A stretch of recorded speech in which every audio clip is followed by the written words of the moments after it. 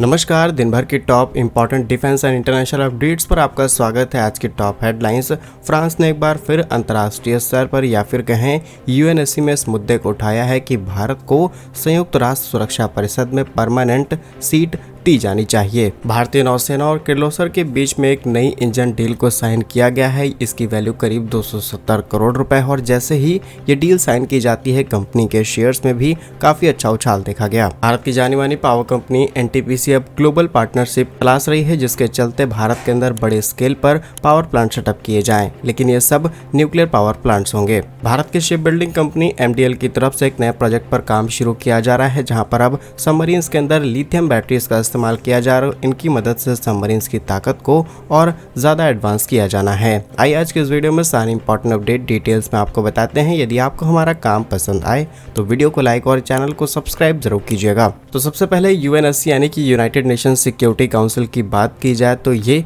एक ऐसा ग्रुप है जिसमें ताकतवर देश शामिल हैं। यूएनएससी की स्थापना इसीलिए की गई ताकि दुनिया में शांति बनाई जा सके और यहाँ पर शामिल परमानेंट देश अपनी वीटो पावर का इस्तेमाल करते हुए कई प्रकार के अच्छे काम कर पाएं। लेकिन समय समय पर वीटो पावर का गलत इस्तेमाल किया गया है और इसीलिए भारत, जो कि आज दुनिया की बड़ी अर्थव्यवस्था है, उसे भी यहाँ पर शामिल किया जाना चाहिए ताकि भारत के जो डिस्प्यूट हैं उन्हें हम आसानी से सॉल्व कर पाएं। यूएनएससी के अंदर आज परमानेंट मेंबर्स होते हैं। 5 परमानेंट मेंबर्स हैं, जिसमें चाइना, फ्रांस, रशिया, यूके और यूएस शामिल हैं। अब आज से कई साल पहले इस संस्थान को बना करके तैयार किया गया था, जिसमें तब के ताकतवर देशों को शामिल किया गया। वैसे तो इसमें फ्लेक्सिबिलिटी रखी गई थी कि आगे आने वाले समय में इसे अपग्रेड करा जाएगा, लेकिन तब से लेकर के अभी तक सिर्फ 5 देशों के पास ये बहुत बड़ी पावर दी गई है और तब से किसी भी देश को यहाँ पर ऐड नहीं किया गया। हाँ, समय समय पर भारत को यहाँ पर ऐड करने की मांग उठती है और सिर्फ भारत ही नहीं बल्कि भारत, ब्राजील और जापान को यहाँ पर परमानेंट सीट दी जाने की बात कही जाती है। लेकिन इन 5 देशों में कोई ना कोई देश अड़ंगा लगा करके इन चीजों को रोकने की कोशिश करता है। एग्जाम्पल के तौर पर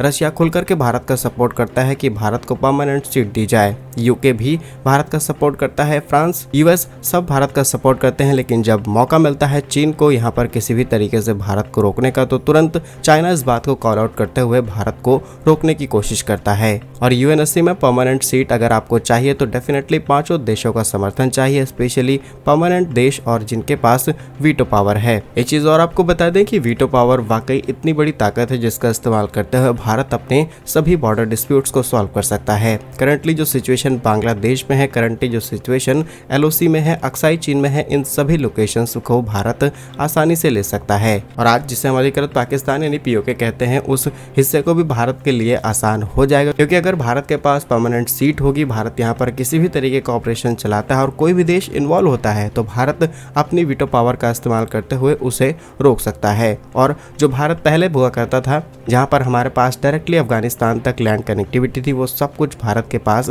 एक बार फिर से आ जाएगी। और शायद इसी डर से कई देश नहीं चाहते कि भारत को परमानेंट सीट मिले, क्योंकि बॉर्डर डिस्प्यूट हम 1 महीने के अंदर सॉल्व कर सकते हैं। फिलहाल इसी चीज को लेकर के बार फिर हाईलाइट्स आने शुरू हो चुके हैं, क्योंकि भारत स्थित फ्रांस दूतावास ने बीते सोमवार को संयुक्त राष्ट्र सुरक्षा परिषद की मासिक अध्यक्षता संभाली है। इसलिए वो भारत को सीधे स्थायी सीट दिलाने का अनुरोध यूएनएससी में कर रहे हैं। इसी के साथ यहाँ पर संशोधन भी किए जाए ताकि सिर्फ भारत ही नहीं बल्कि कई देशों को यहाँ पर सीट मिलनी चाहिए। और फ्रांस के दूतावास की तरफ से यह बयान तब निकल के आया है जब लास्ट मंथ यानी फरवरी में प्रधानमंत्री मोदी और फ्रांस के राष्ट्रपति इमैनुअल मैक्रोन के बीच बातचीत की जाती है। एक इंपॉर्टेंट मुलाकात होती है। न्यूक्लियर से लेकर के डिफेंस हर एक सेक्टर में दोनों देश बातचीत करते हैं। संयुक्त राष्ट्र सुरक्षा परिषद में भी तत्काल सुधार की मांग की गई है। कुछ इस तरीके की डिमांड फ्रांस की तरफ से रखी गई। फ्रांस की इस तैयारी पर आप क्या सोचते हैं, कमेंट्स में जरूर बताइएगा। नेक्स्ट इंपॉर्टेंट अपडेट भारत के आत्मनिर्भर भारत मिशन से सामने निकल के आ रही है, जहां पर नौसेना के लिए अभी तक जो भी हम छोटे बड़े इंजन का इस्तेमाल करते थे, उन्हें दूसरे देशों से इंपोर्ट कराया जाता था और इसमें काफी बड़ा कंट्रीब्यूटर था यूक्रेन। जी हाँ, आपने सही सुना, रूस के साथ साथ हम यूक्रेन के साथ भी डिफेंस डील साइन करते थे और कई स्पेशल इंजन्स डायरेक्टली यूक्रेन से भारत आते थे। इंजन से नहीं बल्कि रेलवेज में लगने वाले पहिए तक हम यूक्रेन से इंपोर्ट कराते थे। नाउ सिचुएशन बदल चुकी है। भारतीय नौसेना ने किर्लोस्कर ऑयल इंजन लिमिटेड को 6 मेगावाट के एक मीडियम रेंज समुद्री डीजल इंजन को डिजाइन करने के लिए कॉन्ट्रैक्ट सौंपा है। इस कॉन्ट्रैक्ट को 2 अप्रैल 2025 को दिया गया और कॉन्ट्रैक्ट की वैल्यू करीब 270 करोड़ रुपए है। बट कंडीशन यहाँ पर यही रखी गई है कि इसको मेक इन इंडिया तैयार किया जाए और 50% से ज्यादा कंपोनेंट्स भारत में तैयार किए जाने चाहिए। और इस इंजन डेवलपमेंट में 70% फंडिंग भारत सरकार की होगी। इस ऑर्डर में 3 से 10 मेगावाट के डीजल इंजन को डिजाइन किया जाएगा। 9 से 20-21 घंटे पहले इस डील को साइन किया गया था किर्लोस्कर ऑयल के साथ में और उनके शेयर्स के अंदर 5% की बढ़ोतरी देखी गई इस एक डील के बाद। तो जो लोग मार्केट पर नजर रखते हैं डेफिनेटली उन्हें इस चीज को भी एक बार जरूर मॉनिटर करना चाहिए, क्योंकि आने वाले समय में डिफेंस प्रोडक्शन भारत का बढ़ रहा है। ऐसी छोटी छोटी कंपनियां बहुत बड़े स्केल पर ग्रो होंगी। नेक्स्ट इंपॉर्टेंट अपडेट भारत के पावर सेक्टर से सामने निकल के आ रही है, जहां पर भारत की एनटीपीसी कुछ समय बाद आने वाले समय में कुछ टेंडर रिलीज कर सकती है, जिसमें 15 गीगावाट तक के बड़े न्यूक्लियर रिएक्टर्स को तैयार किया जाएगा भारत के अंदर। इसके लिए हम इंटरनेशनल पार्टनर तलाश रहे हैं। अब जैसा कि आप जानते होंगे कि अमेरिका ऑलरेडी भारत को लेकर के काफी ज्यादा सॉफ्ट हो चुका है, स्पेशली न्यूक्लियर पावर कॉर्पोरेशन को लेकर के, और यह अनाउंसमेंट तक की गई है कि अब भारत के साथ न्यूक्लियर डील्स की जाएंगी। इसमें पावर प्लांट से लेकर के कई इंपॉर्टेंट सेक्टर्स में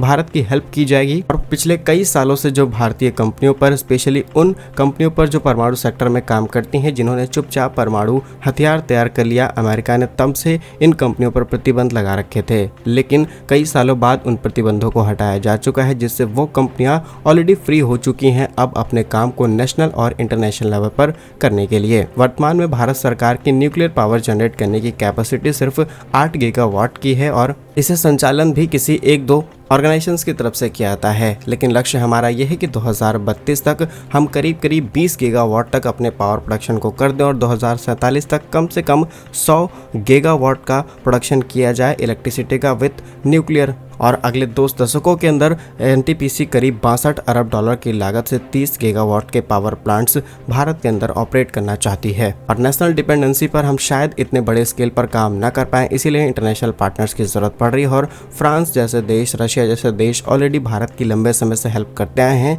लेकिन अब यूएसए एक नया प्लेयर बन करके आएगा। देखते हैं किस तरीके से काम किया जाता है दोनों देशों के बीच। नेक्स्ट इंपॉर्टेंट अपडेट भारत की शिप बिल्डर कंपनी से हम Mazagon duck ship builders limited के नाम से जानते हैं। अब इन्होंने भारत के आत्मनिर्भर भारत दिशा में एक महत्वपूर्ण कदम रखा है। रिसेंटली IDRW से बात करते हुए एक अधिकारी ने बताया कि भारत के अंदर जो भी कलवरी क्लास पनडुब्बियां हैं, उनके लिए अब लिथियम आयन बैटरीज डिजाइन की जा चुकी हैं और उन बैटरी पैक्स को टेस्ट भी किया जा रहा है। अब सुनने में सिर्फ एक बैटरी लग रही है, लेकिन ये बैटरी से बढ़कर के बहुत बड़ी चीज बन जाती है। कि ज्यादातर आज भारत के पास ऑपरेट जितनी भी सबमरीन से ज्यादातर में लेड एसिड बैटरी का इस्तेमाल किया जा रहा है, जो कि साइज में बहुत ज्यादा हैवी है और बहुत सारे प्रॉब्लम्स इस बैटरी को लेकर के आती हैं। बट लिथियम आयन बैटरीज काफी कम साइज पर बहुत ही अच्छे तरीके से ऑपरेट की जा सकती हैं। इनकी energy density high, fast charging, longer battery life, इससे सबमरीन की टेक्नोलॉजी को स्टल किया जा सकता है। ग्रेटर ऑपरेशन फ्लेक्सिबिलिटी मिलती है और लेड एसिड बैटरीज में जहां पानी डालना पड़ता है, क्लियर वाटर डालना पड़ता है, इसमें ऐसी कोई रिक्वायरमेंट नहीं पड़ती। और लगातार हम ऐसी टेक्नोलॉजीज को डेवलप कर पा रहे हैं। रिसेंटली LNT और DRDO ने एक साथ मिलकर के AIP, जिसे हम एयर इंडिपेंडेंट प्रोपल्सन सिस्टम कहते हैं, ये सबमरीन्स के लिए बहुत ही उन्नत टेक्नोलॉजी बताई जाती है और इसे भी हमने अपने देश के अंदर तैयार किया और अपकमिंग सबमरीन्स के अंदर हम इसी टेक्नोलॉजी का इस्तेमाल करेंगे। तो क्या कुछ सोचना है आपका इन सभी खबरों पर कमेंट्स में जरूर बताइए। भारत कैसे ही वीडियोस पाने के लिए वीडियो को लाइक, चैनल को सब्सक्राइब जरूर कीजिए। वंदे मातरम, भारत माता की जय।